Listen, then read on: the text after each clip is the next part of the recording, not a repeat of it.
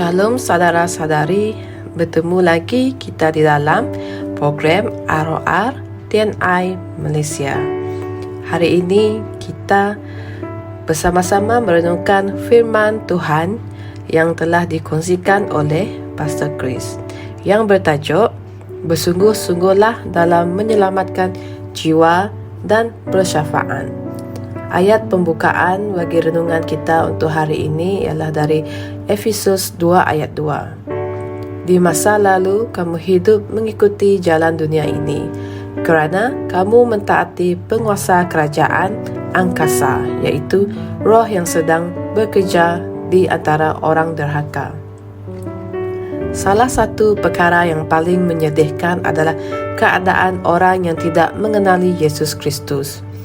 Kitab suci di atas memberitahu kita tentang orang sedemikian, iaitu orang bukan Kristian. Ia tertulis bahawa mereka hidup mengikuti jalan dunia ini, kerana kamu mentaati penguasa kerajaan angkasa, iaitu roh yang sekarang sedang bekerja di antara orang derhaka. Hal ini membantu kamu memahami mengapa mereka berfikir sedemikian. Ini kerana mereka dikuasai oleh kekuatan yang lain. Ia mengatakan bahawa penguasa kerajaan angkasa yang sedang bekerja di dalam mereka, orang derhaka, orang yang telah menolak kebenaran. Di sinilah kita bertindak. Kita mesti mematahkan kuasa syaitan terhadap orang seperti itu dan membawa terang firman Tuhan kepada mereka. Alkitab mengatakan bahawa kamu mesti mengikat orang kuat itu terlebih dahulu sebelum kamu merompak rumahnya. Matius 12 ayat 29. Bagi membolehkan kita mencapai penuaian jiwa secara besar-besaran di negara-negara di dunia pada hari-hari yang terakhir ini, kita harus mematahkan kuasa dan pengaruh syaitan dan para iblis ke atas fikiran dan kehidupan orang yang belum mengenali Tuhan, agar tentang Injilnya yang mulia itu dapat menyinari hati mereka. Sesiapa sahaja yang belum dilahirkan semula, sama ada bapa kamu, ibu, bapa saudara, ibu saudara, adik, kakak, abang, saudara sepupu, ibu atau bapa mertua, teman-teman sekerja, jiran dan lain-lain. Mereka semua berada di bawah kawalan dan penguasaan para penguasa kegelapan, sehinggalah mereka menerima Injil Yesus Kristus. Dalam 2 Korintus 4 ayat 3 mengatakan, namun jika Injil kami masih tertutup juga, maka ia tertutup untuk mereka yang akan binasa. Dalam Efesus 4 ayat 18 mengatakan bahawa mereka tidak dapat memahami apa-apa. Itulah sebabnya kamu mesti melakukan sesuatu. Mereka adalah tanggungjawab kamu. Hendaklah kamu menjadi lebih bersungguh-sungguh dalam menyelamatkan jiwa dan bersyafaat. Tuaian itu sudah cukup masa.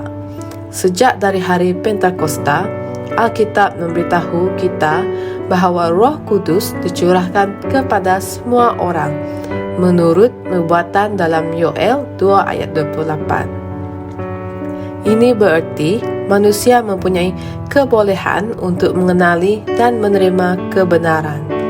Ketika kamu berdoa, isytiharkanlah bahawa kuasa dan pengaruh syaitan dan para iblisnya ke atas orang dihancurkan di dalam nama Yesus, dan semua orang dalam dapat mendengar Injil, mengenali, memahami dan menerima Injil untuk keselamatan mereka dalam Kristus Yesus.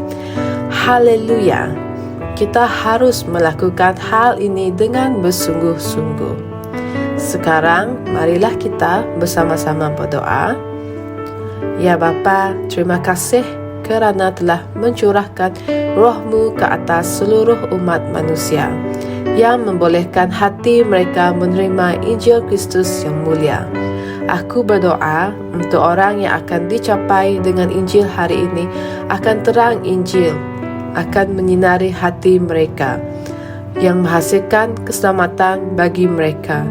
Dalam nama Yesus, amen. Untuk renungan tambahan, sama-sama kita membaca dalam 2 Korintus 4 ayat 3 hingga 4 dan 1 Timotius 2 ayat 1 hingga 4. Sehingga kita bertemu lagi di renungan yang akan datang. Tuhan memberkati. Kami percaya saudara-saudari semua telah diberkati dengan perkongsian firman dari Rhapsody Reality. Bagi sesiapa yang ingin menjadikan Yesus Kristus sebagai Tuhan dalam kehidupanmu, kamu boleh mengucapkan doa ini bersama dengan saya. Ya Tuhan Allah, aku mempercayai Yesus Kristus, Anak Allah yang hidup dengan sepenuh hatiku.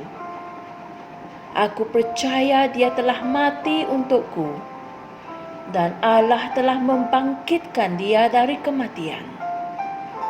Aku percaya Dia hidup hari ini.